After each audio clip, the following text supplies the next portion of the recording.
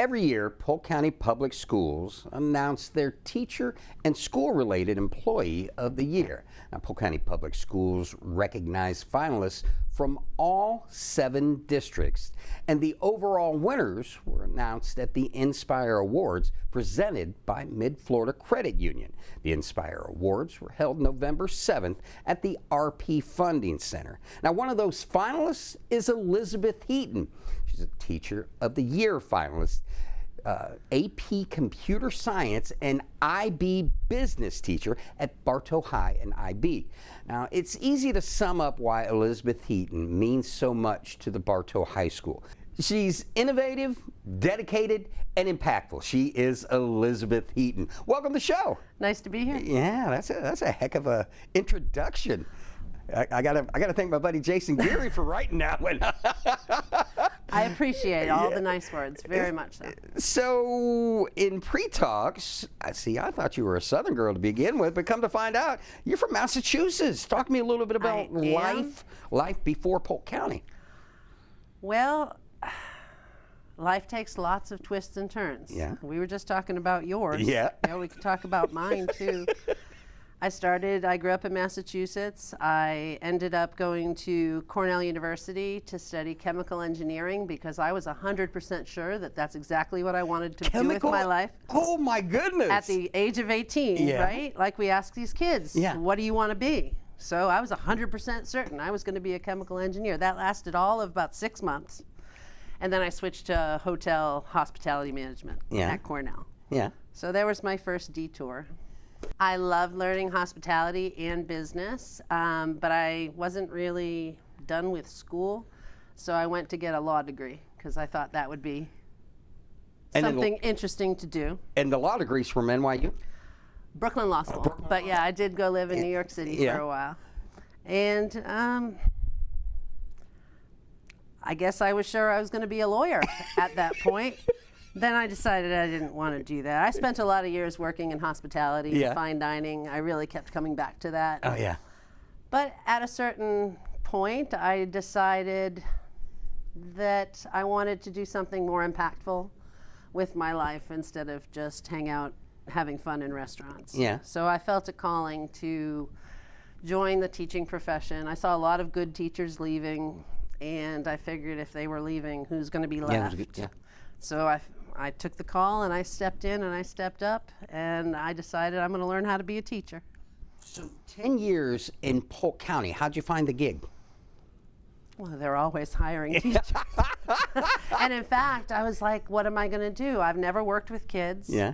Who's going to take me seriously? So I said I was going to be a math teacher because I knew they needed those. Yeah. And I started as a math teacher and I had no idea what I was doing. But I know how to try, and I know how to fail, and I know how to keep moving forward from that. So I learned day after day, student after student, what worked and what didn't. And eventually I figured out how to teach. So when you say you figured out how to teach, what was the hardest thing that you had to learn? Because you stood in 2 of the most elite schools. I do have a good pedigree. Yeah, so what was the hardest thing to learn? It was taking the information that was coming at you through a fire hose. I mean, it was just, if you ever switch careers, you know all of a sudden you're stepping in where everybody else has been doing it for so long. And it was sort of just figuring everything all at once. The acronyms alone took me at least a year. So have you been at Bartow your whole time? Mm-hmm. So started off with math, and now you're with the IB school. Talk to me a little bit about how I got there. Yeah, there's got to be a roller coaster ride there somewhere. There's always a roller coaster ride. Well, I always believe in, like we were talking about, you got to take opportunities, right, when they come up. And the district had an awesome computer science boot camp in 2020, right after pandemic hit.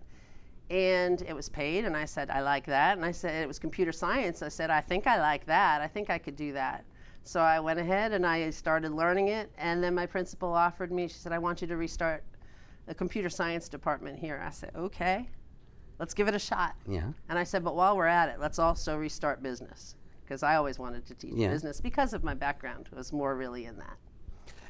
You're in a unique position with the IB school. Very much so. Because I don't want to say the students want to be there, but they want to be there.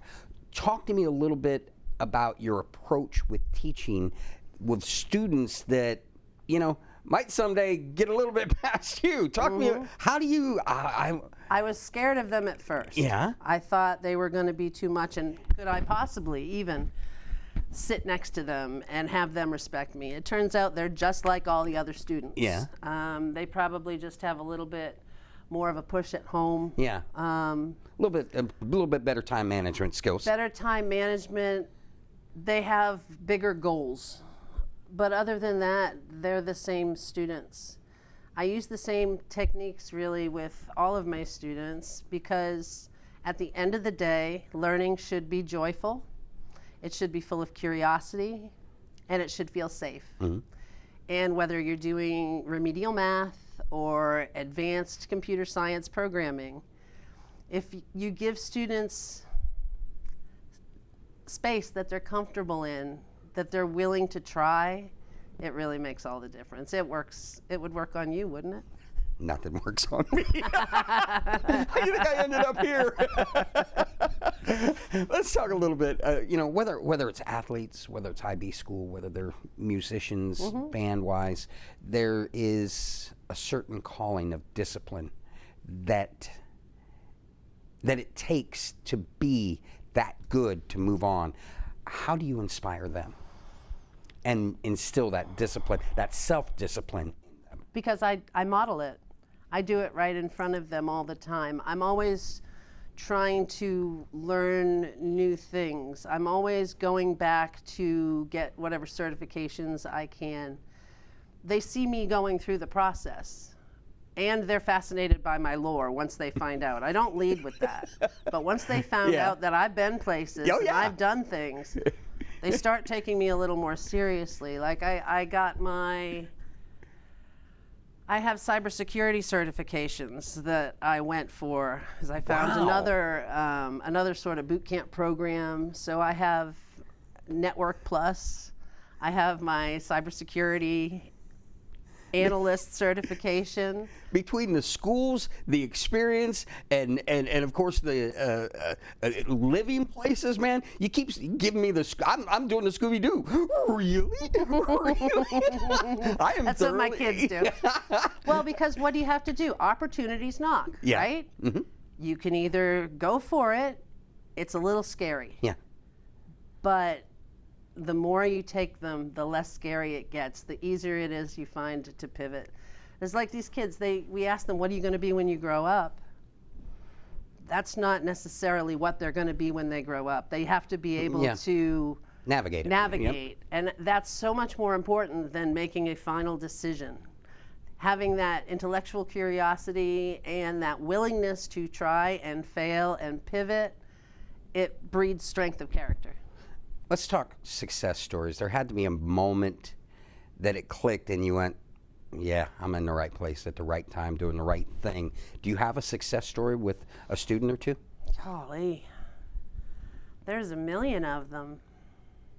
It's from the very early ones, even when I didn't know what I was doing, that the student might look at me, and I had one student tell me, you made me learn math. That wasn't supposed to happen. I had students that were trying and trying and trying desperately to pass the math requirement. And I would sit, and they wouldn't push the button to submit their test. They'd have me come over and push it. And eventually they passed. Yeah. You know, and that sense of worth that they got in themselves, it's a beautiful thing. And I wouldn't do anything else. So when you got the word that you were nominated for the Inspire Awards, how'd that come about? I saw the picture. So how did they, because evidently it's a big secret squirrel thing. Nobody's allowed to know. How did you find out? Well, yeah, we were having a gathering, an IB gathering of the students in the gym, and they were all doing these little games, like teamwork games and stuff like that. And they were going to announce me afterward, but my principal didn't know that I was going to be there. She thought I was going to be off with another class, but there I was in the middle and front and center and running around with all the kids. So they had to lure me away. They heisted me. Yeah. They had a whole heist. Bamboozled. They bamboozled me. Because I have my own kids who go to school there. Yeah. And I had, all of a sudden, the nurse comes and gets me, says, your kid's in the office, in the nurse's office. You've got to go. You've got to go. Okay, so I'm running to get my own kid. And they were doing all the prep behind there. And then my principal come back, and she had scheduled a bogus meeting with me. She's like, let's do a walk and talk. I'm like, okay. And we started talking about technology stuff and things like that. And she walked me in, and it was amazing because they had the whole, the cheerleaders and the confetti, and wow. Yeah. Wow. This is a real thing, right? All for me? Little me? Yeah. So I'm going to give you the last 30 seconds to a minute. You obviously didn't get here alone. There's support staff. There's your students. What got you to this point? What got me, I think, to this point is I have a motto that I say. It's attitude is everything. Pick a good one.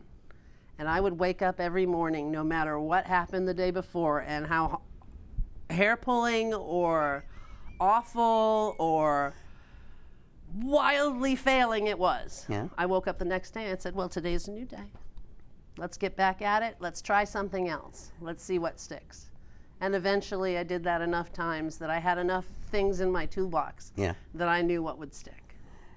I've been doing this for a minute or two, and I got to tell you, this is the most fun interview I've ever done, other than with Toby Keith. You should be in my class. I'm the same. I'm the same. You just have to have fun. Yeah. Right? And especially, so many times students get the joy sucked out of learning. Yeah. And it just turns into homework and busy work and tests and quizzes, and they don't have the heart anymore. And I'm glad that I have the ability to put the heart back in learning for them.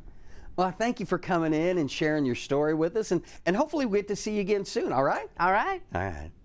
That's going to do it for our conversation with Elizibeth Heaton. Now we invite you to check out the talks with the other finalists and the entire Inspire Awards show. Now you need more information, go to polkschoolsfl.com or follow them on Facebook at Polk County Public Schools.